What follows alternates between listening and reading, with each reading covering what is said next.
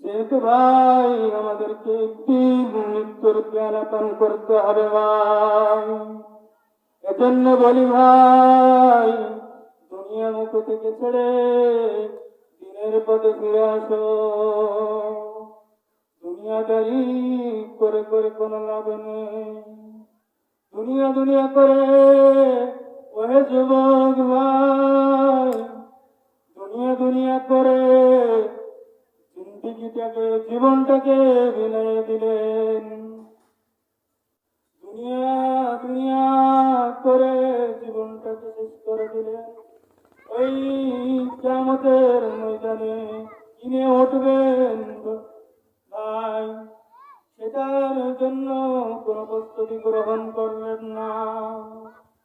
একটু ভেবে দেখেন ভাই, আজ মারা গেলে আপনাকে সর্বোচ্চ রাখলে জমিনের উপর 2 থেকে 3 ঘন্টা রাখবে, এরপরে কবর দিয়ে দিবে।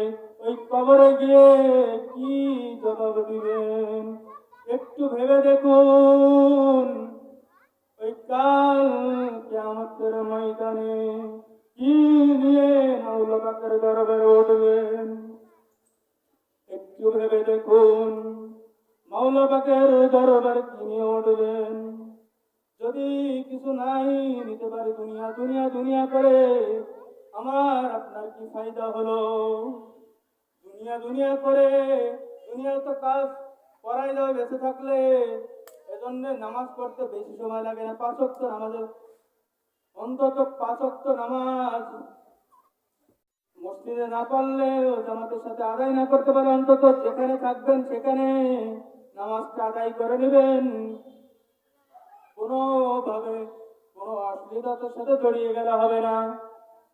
ইন্নাস সালাতা তানহা আনিল ফাহশাই ওয়াল মুনকার, নিশ্চয় নামাজ সকল অপরাধ থেকে বিরত রাখে।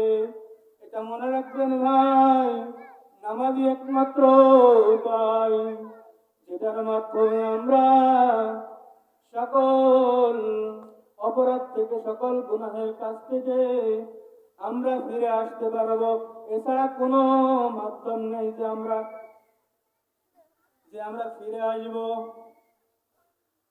আমরা সমাজের মধ্যে চলাফেরা করি, অনেকে বন্ধুর পাল্লাই পড়ে গুনাহের কাজে লিপ্ত হয়ে যায়।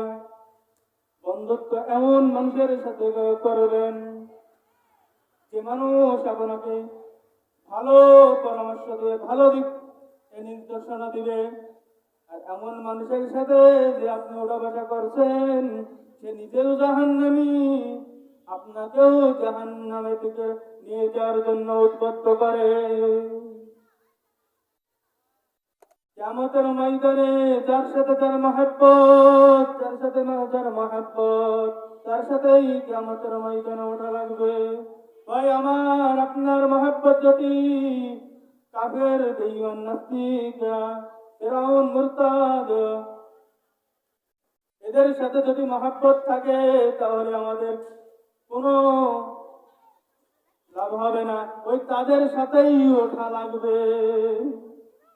এজন্য ভাই মহব্বত, চলাফেরা একমাত্র আমার এমন মানুষের সাথে চলাফেরা করবো না যে যার দ্বারা আমরা বিপদ মুখ হয়ে যায়, আমাদেরকে গুনাহের দিকে ধাবিত করে।